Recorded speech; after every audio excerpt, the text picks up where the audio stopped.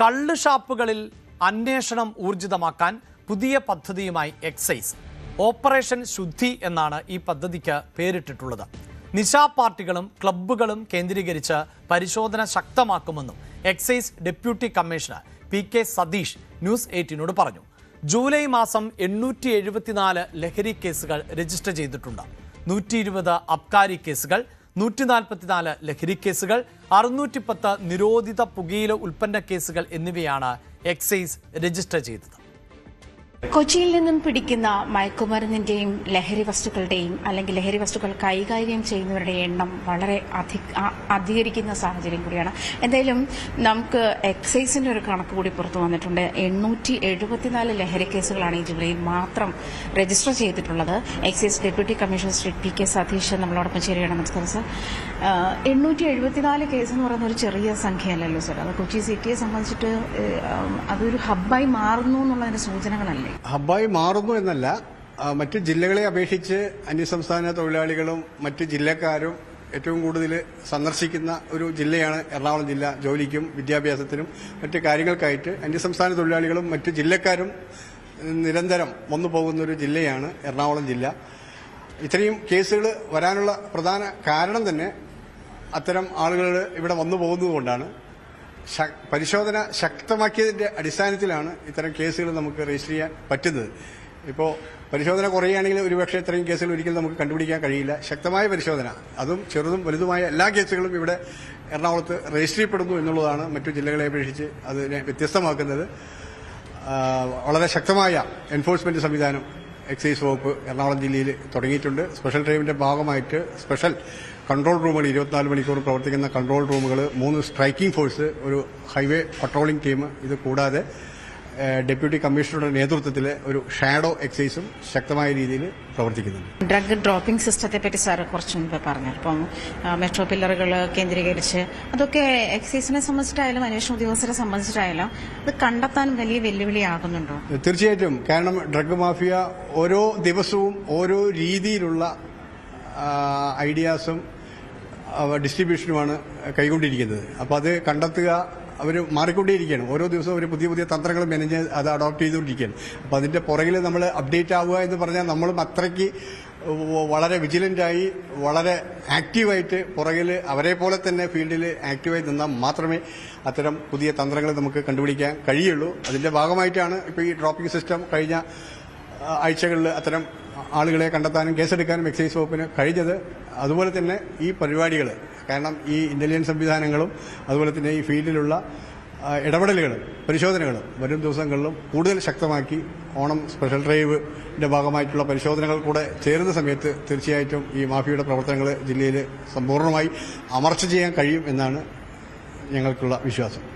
കുറച്ചുകൂടി ക്ലിയർ ആയിട്ട് ചോദിക്കട്ടെ. ഈ സാർ അല്പം മുമ്പ് പറഞ്ഞല്ലോ അന്യസംസ്ഥാന തൊഴിലാളികൾ കൊച്ചിയിലുണ്ട് സമ്മതിക്കുന്നത്. പക്ഷേ ഇപ്പൊ അടുത്ത് വരുന്ന റിപ്പോർട്ട്സ് അനുസരിച്ച് പ്രൊഫഷണൽസും ഒക്കെ ഇൻക്ലൂഡ് ആയി വരുന്നത്. അപ്പോൾ അധ്യാപികമാരുടെ കേസുണ്ട്, അതല്ലെങ്കിൽ മറ്റ് പ്രത്യേകിച്ചും നമുക്ക് ഒരിക്കലും വിശ്വസനീയമല്ലാത്ത സോഴ്സുകൾ പിടിക്കപ്പെടുന്നു എന്നുള്ളതാണല്ലോ. അതും കുറച്ചുകൂടി ഒരു വലിയ ടാസ്കിലേക്ക് പോവുകയാണ് എക്സൈസിന്റെ ഡ്യൂട്ടി എന്നുള്ള ഒരു സാഹചര്യം കൂടി സൃഷ്ടിക്കുന്നുണ്ടോ? പറഞ്ഞത് കറക്റ്റ് തന്നെയാണ്. നമ്മൾ പരമ്പരാഗതമായിട്ട് അന്യസംസ്ഥാന തൊഴിലാളികളുടെ പുറകിലും അല്ലെങ്കിൽ ഈ കേസുമായി ബന്ധപ്പെട്ടിട്ടുള്ള പ്രതികളുടെ പുറകിലേക്കാണ് നമ്മൾ സാധാരണ പോയി ഇത്തരം കേസുകളുമായി ബന്ധപ്പെട്ടിട്ടുള്ള തുടർ കേസുകളും ഡിറ്റക്ഷനൊക്കെ ഉണ്ടാവുന്നത്. പക്ഷേ ഇവിടെ വ്യത്യസ്തമായിട്ടിപ്പോൾ പ്രൊഫഷണലുകൾ കൂട്ടത്തോടെ ഇത്തരം കേസുകളിലേക്ക് വരുന്ന ഒരു പുതിയ പ്രവണത കേരളത്തിൽ കണ്ടുവരുന്നുണ്ട്. എനിക്ക് തോന്നുന്നത് ഈ ജോലി സമ്മർദ്ദവും മറ്റും ടെൻഷൻ മൂലം ആണ് തോന്നുന്നു. പലരും തെറ്റായിട്ട് ഇത് ഉപയോഗിച്ചാൽ അവരുടെ സമ്മർദ്ദം കുറയുമെന്നുള്ള തെറ്റായ ധാരണ മൂലമാണ് തോന്നുന്നു ഇത്തരം രാസലഹരിയിലേക്ക് പല പ്രൊഫഷണൽസും വരുന്നത്. തീർച്ചയായിട്ടും ഇനി അവരുടെ മേഖലയിലേക്കുള്ള മറ്റേ പരിശോധനയും മറ്റും ഒരു വലിയ വെല്ലുവിളി തന്നെയാണ്. കാരണം അത് ഈ പറയുന്ന പരിമിതമായ മറ്റേ സ്ട്രെങ്ത് കൊണ്ടോ മറ്റേ സംവിധാനങ്ങൾ കൊണ്ടോ അത് കണ്ടുപിടിക്കുക ബുദ്ധിമുട്ടാണ്. എങ്കിലും മാക്സിമം ഡിപ്പാർട്ട്മെന്റ് എക്സൈസ് വകുപ്പ് നല്ല എൻഫോഴ്സ്മെന്റ് പ്രവർത്തനം വരുന്ന ദിവസങ്ങൾ ശക്തമാക്കാനാണ് ഈ മേഖലയിൽ തീരുമാനിച്ചിരിക്കുന്നത്. സർ, നേരത്തെ കള്ളുഷാപ്പിലെ ഈ ഒരു ഭക്ഷ്യ സംസ്കാരം കുറച്ചുകൂടി ക്ലാരിറ്റി ഉള്ളതാക്കാൻ വേണ്ടിയിട്ടുള്ള ഓപ്പറേഷൻ ശുദ്ധിയെ പറ്റി പറഞ്ഞു. അതൊന്നും കുറച്ചുകൂടി വ്യക്തമാണ്. ഓപ്പറേഷൻ ശുദ്ധി എന്ന് പറയുന്നത് കേരളത്തിലെ മുഴുവൻ കള്ളുഷാപ്പുകളിലും നല്ല ശുദ്ധമായ കള്ളും നല്ല ഭക്ഷണവും വിതരണം ചെയ്യുന്നു എന്ന് ഉറപ്പുവരുത്താൻ എക്സൈസ് വകുപ്പ് തുടങ്ങിയിട്ടുള്ള ഒരു പുതിയ പദ്ധതിയാണ്, പരിപാടിയാണ് ഓപ്പറേഷൻ ശുദ്ധി. അതിന്റെ ഭാഗമായിട്ട് ഓരോ ജില്ലയിലും, പ്രത്യേകിച്ച് എറണാകുളം ജില്ലയിൽ 3 സർക്കിൾ ഇൻസ്പെക്ടർമാരുടെ നേതൃത്വത്തിൽ കള്ളുഷാപ്പുകൾ പ്രത്യേകം പരിശോധിച്ച് അതിന്റെ ഉറവിടം, അതിൽ വ്യാജങ്ങൾ കലർത്തുന്നില്ല, അതുപോലെ തന്നെ സാമ്പിൾ എടുക്കൽ, അതുപോലെ തന്നെ ഭക്ഷ്യം, സുരക്ഷാ വകുപ്പിന്റെ ലൈസൻസോട് കൂടിയിട്ടാണ് കള്ളുഷാപ്പുകളിൽ ഭക്ഷണ വിതരണം, ഭക്ഷണം സപ്ലൈ നടക്കുന്നതെന്ന് ഉറപ്പുവരുത്തുന്നതുമായി ബന്ധപ്പെട്ട പരിശോധനകൾ നടത്തുന്നതിന് പ്രത്യേക ടീമിനെ തന്നെ എക്സൈസ് വകുപ്പ് എറണാകുളം ജില്ലയിൽ സജ്ജീകരിച്ചിട്ടുണ്ട്. അതുപോലെ തന്നെ പാലക്കാട് ചിറ്റൂരിൽ വരുന്ന കള്ളുകൾ അതിർത്തികൾ കടക്കുന്ന സമയത്ത് മൊബൈൽ പട്രോളിംഗ് ലാബിനെ കൊണ്ട് പ്രത്യേക പരിശോധനയും സാമ്പിളിങ്ങും ആ മേഖലയിലും തുടരുന്നുണ്ട്. തീർച്ചയായും 100% ശുദ്ധമായ കള്ളും ഭക്ഷണവും വിതരണം ചെയ്യുന്ന ഉറപ്പുവരുത്തുന്ന പ്രവർത്തനങ്ങളാണ് ഓപ്പറേഷൻ ശുദ്ധിയുടെ ഭാഗമായിട്ട് എറണാകുളം ജില്ലയിൽ എക്സൈസ് വകുപ്പ് കൈക്കൊണ്ടിരിക്കുന്നത്. എന്തായാലും സംസ്ഥാനത്തൊട്ടാകെ ലഹരി നിർമ്മാർജ്ജനം എന്ന വലിയ ടാസ്കിന്റെ ഭാഗമായി തന്നെയാണ് എക്സൈസും സംസ്ഥാന പോലീസും ഒക്കെ കൂടി ചേർന്ന് ഓപ്പറേഷൻ തുഫാന്റെ ഭാഗമായിട്ടും ഇപ്പോൾ എക്സൈസിന്റെ ഡ്യൂട്ടിയുടെ ഭാഗമായിട്ടും ഒക്കെ പുറത്തേക്ക് വരുന്ന മയക്കുമരുന്നിന്റെ പിടികൂടുന്ന ലഹരി വസ്തുക്കളുടെ അളവ് കൂടുന്നു എന്നുള്ളത് തന്നെ വലിയ ഒരു സന്ദേശമാണ്, വലിയ പ്രതീക്ഷയാണ് നൽകുന്നത്. ക്യാമറമാൻ പ്രശാന്ത് മംഗലശ്ശേരിക്കൊപ്പം ആജ്ഞ രവീന്ദ്രൻ, ന്യൂസ് 18 കൊച്ചി.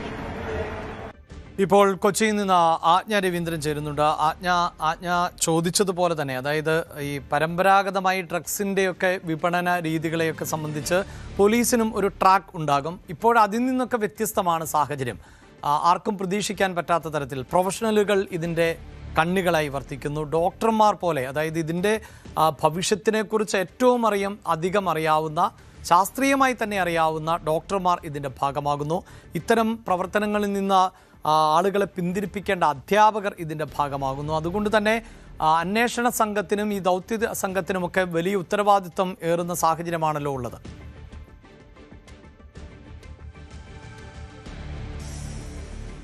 അഭിലാഷ്, അതൊരു പ്രധാനപ്പെട്ട വിഷയമാണ്. പ്രത്യേകിച്ചും ഈ എക്സൈസിന്റെ പരിശോധന അല്ലെങ്കിൽ ഡാൻസ് ആർട്ടിന്റെ പരിശോധന എന്നൊക്കെ പറയുമ്പോൾ തന്നെയും നമ്മൾ പ്രതീക്ഷിക്കുന്നത്, അദ്ദേഹം തന്നെ ആ ബൈറ്റിൽ പറഞ്ഞു, എക്സൈസ് ഡെപ്യൂട്ടി കമ്മീഷണർ തന്നെ ആ ബൈറ്റിൽ പറഞ്ഞു, അതായത് കൂടുതലും ഈ അതിഥി തൊഴിലാളികളെയൊക്കെ കേന്ദ്രീകരിച്ചിട്ടാണ് ഇതിന് പരിശോധനകൾ നടത്തുന്നത്. പ്രത്യേകിച്ചും ഇങ്ങോട്ടേക്ക് കൂടുതൽ ഈ കഞ്ചാവ് അല്ലെങ്കിൽ ഡ്രഗ്സ് ഉൾപ്പെടെയുള്ള മറ്റ് രാസലഹരി ഉൾപ്പെടെയുള്ള സാധനങ്ങൾ ഇവിടേക്ക് കടത്തിവിടുന്നു. അവരെ പരിശോധിച്ചിട്ടാണ് കൂടുതൽ ഇതിന്റെ സോഴ്സ് കണ്ടെത്തുന്നതുമൊക്കെ. പല ആളുകളെയും ഇവിടുന്നും അവര് എടുത്ത് അല്ലെങ്കിൽ അവരതിന്റെ ഭാഗമാക്കുന്നു, കണ്ണികളാക്കുന്നു എന്ന് പറയുമ്പോഴും ഇത് എവിടെ നിന്നാണ് എത്തുന്നത് എന്നുള്ള ഈ ഒരു വഴി എത്തുന്നത് പലപ്പോഴും ഉത്തരേന്ത്യയിൽ നിന്നായിരിക്കും. കാരണം വടക്കേ ഇന്ത്യൻ സംസ്ഥാനങ്ങളിലൊക്കെ അല്ലെങ്കിൽ കേരളത്തിന് പുറത്തേക്ക് ഇതുമായി ബന്ധപ്പെട്ട അബ്കാരി നിയമവും എക്സൈസ് നിയമവും ഒക്കെ വേറെയാണ്. അപ്പോൾ അതുകൊണ്ട് തന്നെ സ്വാഭാവികമായിട്ടും അവർക്കത് ഒരു പക്ഷേ അതൊരു വലിയ ക്രൈമായിരിക്കില്ല. പക്ഷെ കേരളത്തെ സംബന്ധിച്ചിട്ട് അങ്ങനെയല്ല.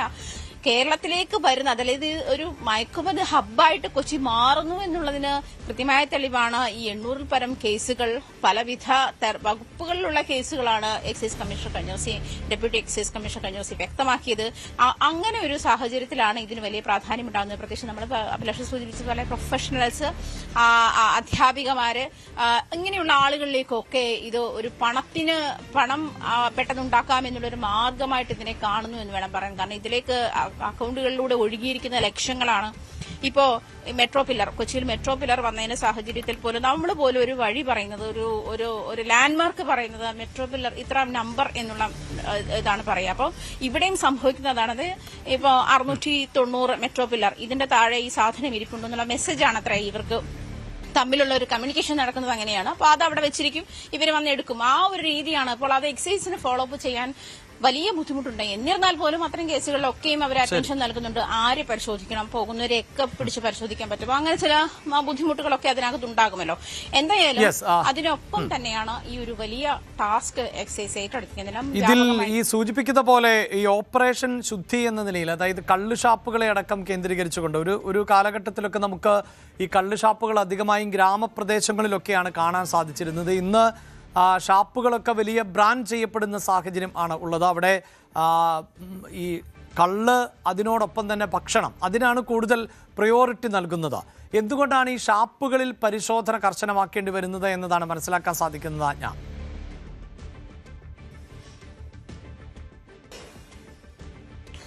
അഭിലാഷ്, ഇതിൽ അബ്കാരി നിയമത്തിന്റെ എല്ലാ നിയമങ്ങളും കള്ളുഷാപ്പിനും ബാധകമാണ്, കള്ളുഷാപ്പിന്റെ ലൈസൻസിനും ബാധകമാണ്. നമ്മളിപ്പോൾ ഓപ്പറേഷൻ ശുദ്ധി എന്ന് പറയുമ്പോൾ തന്നെ അഭിലാഷ് സൂചിപ്പിച്ചതുപോലെ കള്ളിനൊപ്പം നല്ല ഭക്ഷണം, രുചികരമായ ഭക്ഷണം എന്നുള്ളതാണ് വിവക്ഷ. അതായത് കള്ളുഷാപ്പിൽ എത്തിയാൽ നല്ല ഭക്ഷണം കിട്ടും, അല്ലെങ്കിൽ ഷാപ്പിലെ കറി എന്നൊക്കെ പറയുമ്പോൾ അതൊരു ബ്രാൻഡഡ് ആയിട്ടുള്ള ഒരു സാധനമായിട്ട് മാറുകയാണ്. അങ്ങനത്തെ ഒരു ഭക്ഷ്യ സംസ്കാരം തന്നെ ആയി മാറുകയാണ്.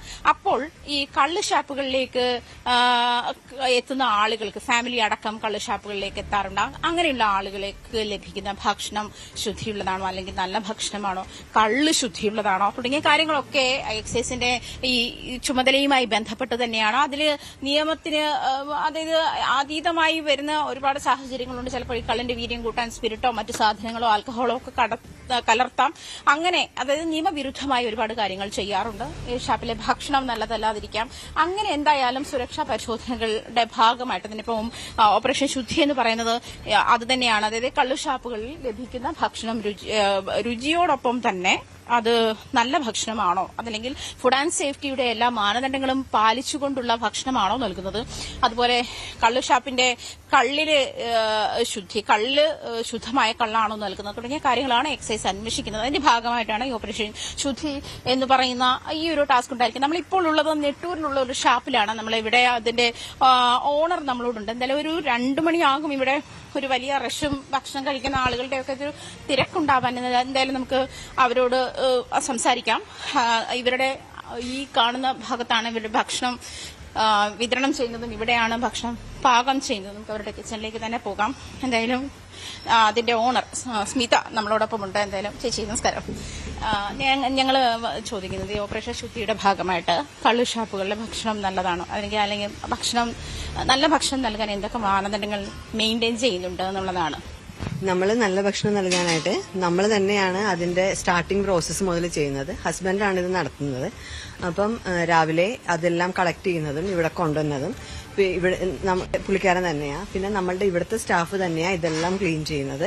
പിന്നെ നമ്മുടെ കിച്ചൺ നോക്കിയാൽ അറിയാം, എല്ലാം നമ്മളിപ്പോഴും അടപ്പിൽ തന്നെയാണ് ചെയ്യുന്നത്. പിന്നെ രാവിലെ തന്നെയാവും ഞങ്ങളിവിടെ ഉണ്ടാവും. ഞാനോ അല്ലെങ്കിൽ ഹസ്ബൻഡോ എന്തായാലും ഉണ്ടാവും. പിന്നെ നമുക്കൊരു മാനേജർ ഏട്ടനുണ്ട്. ആ പുള്ളിക്കാരൻ ഇന്ന് ലീവാ ഒരു മരണം കാരണം. അപ്പം നമ്മൾ ആരെങ്കിലും ഇവിടെ ഉണ്ടാവും. അത് തന്നെയാണ് നമുക്ക് ഇങ്ങനെ ഒരു കാര്യം കേട്ടപ്പം നമുക്ക് സന്തോഷം തോന്നാൻ കാര്യം എന്താണെന്ന് വെച്ച് കഴിഞ്ഞാൽ ഇതൊരു ഗവൺമെന്റിന്റെ ഭാഗത്തു നിന്ന് വളരെ നല്ലൊരു അപ്രോച്ചാണിത്.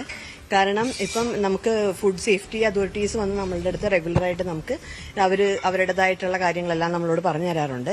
ഇപ്പൊ തൃപ്പൂണിത്തുറയിൽ നിന്ന് വരാറുണ്ട്, നമ്മുടെ ഹെൽത്ത് സെന്ററിൽ നിന്ന് വരാറുണ്ട്. പക്ഷെ ഇതൊരു കോർഡിനേഷൻ, എക്സൈസും ഇവരും കൂടി ഒരു കോർഡിനേഷനിൽ കാര്യങ്ങൾ പോവുകയാണെങ്കിൽ കുറച്ചും കൂടെ നല്ലതായിരിക്കും. നമ്മള് ഇവിടെ ഇത് ഒത്തിരി ഫാമിലി വരുന്ന ഒരു സ്പേസ് ആണ്. അപ്പം നമ്മളെ സംബന്ധിച്ചിടത്തോളം അത് വളരെ നല്ലൊരു കാര്യമായിട്ടാണ് നമുക്ക് തോന്നുന്നത്.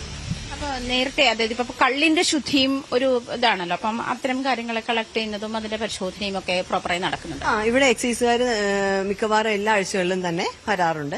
അവര് റെഗുലർലി തന്നെ കള്ളെടുത്ത് പോവാറുണ്ട്. അതിന്റെ സാമ്പിൾസ് ഒക്കെ കളക്ട് ചെയ്ത് അവര് പോവാറുണ്ട്. അതേപോലെ തന്നെ ഫുഡ് സേഫ്റ്റി അതോറിറ്റിയുടെ ഭാഗത്തു നിന്നും അവരും ഹെൽത്ത് ഡിപ്പാർട്ട്മെന്റിൽ നിന്ന് അവര് റെഗുലറായിട്ട് തന്നെ നമ്മളുടെ അടുത്ത് ഇപ്പൊ ഹെൽത്ത് കാർഡ് എടുത്തോ പുതുക്കിയോ അതെല്ലാം അവര് റെഗുലറായിട്ട് തന്നെ നമ്മളുടെ അടുത്ത് നോക്കാറുണ്ട്. ലൈസൻസ് നൽകുന്നതല്ലാതെ അതിലുപരിയുള്ള ഉത്തരവാദിത്തങ്ങൾ എക്സൈസിനെ സംബന്ധിച്ചിട്ടുണ്ടല്ലോ. അപ്പം അവരത് കൃത്യമായി ചെയ്യുന്നുണ്ടെങ്കിൽ ഓപ്പറേഷൻ ശുദ്ധി എന്ന് പറയുന്ന ഒരു വലിയ വെല്ലുവിളിയൊന്നുമല്ല അല്ലേ? അല്ല, ഒരിക്കലും അല്ല. കാരണം എനിക്ക് മനസ്സിലായത് ഇവരുടെ ഒരു കോർഡിനേഷൻ ഉണ്ടാവുമായിരിക്കും, അത് അവർ ഒരുമിച്ച് വരുമായിരിക്കും, അങ്ങനെയൊക്കെ ആയിരിക്കും. പക്ഷെ തീർച്ചയായും ഞങ്ങളുടെ ഭാഗത്തു നിന്ന് നോക്കുകയാണെങ്കിൽ വളരെ നല്ല ഒരു അഭിപ്രായം ഗവൺമെന്റിന്റെ സൈഡിൽ നിന്ന് വന്നിരിക്കുന്നത്. കാരണം ഇവിടെ വരുന്ന ആളുകൾക്കും കള്ളെന്ന് പറയുമ്പോൾ അത് പ്യുവറായിട്ട് തന്നെ വേണം എന്നുള്ള ആഗ്രഹത്തിലായിരിക്കും വരുന്നത്. നമ്മള് ഒത്തിരി വർഷമായി അച്ഛൻ നടത്തിക്കൊണ്ടിരുന്ന സ്ഥാപനമാണ്. ഇപ്പം ഹസ്ബൻഡ് അത് ഏറ്റെടുത്ത് നടത്തുന്നു എന്നുള്ളതാണ്. അപ്പം നമ്മളെ സംബന്ധിച്ചിടത്തോളം അത് വളരെ നല്ലൊരു കാര്യമായിട്ടാണ് തോന്നുന്നത്.